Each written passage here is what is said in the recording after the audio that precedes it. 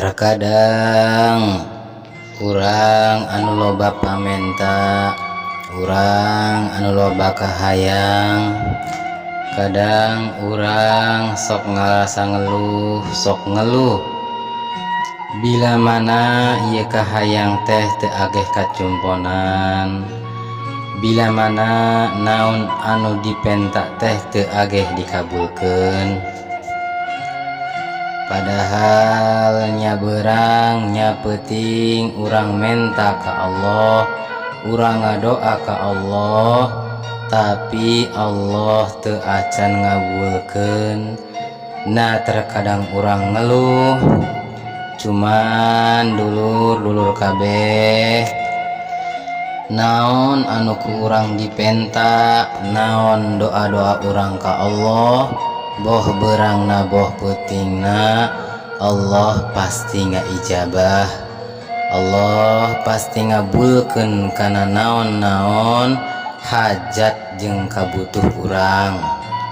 Cuma urang kudu husnudzon ka Allah, baik sangka ka Allah, lantaran Allah mah ngabulkeun doa urang teh, memenuhi permintaan urang teh, milih waktuna jeung mere nu terbaik pikeun hamba-hambana anu disayangi.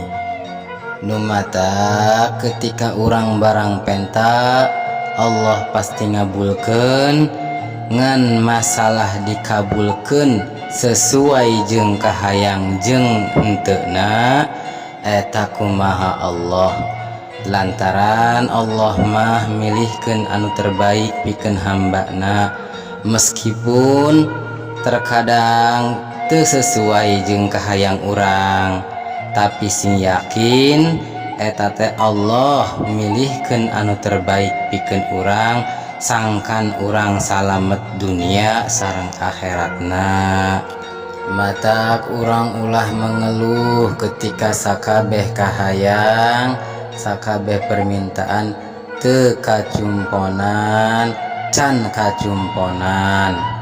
Malah mah urang kedah bersyukur, kudu bersyukur bahwa ketika urang ngalakonan dosa, boh beurang boh peuting, Allah henteu gerak-gerak nyiksa, Allah henteu enggal nurunkeun siksa. Penting urang teh boga rasa kadinya.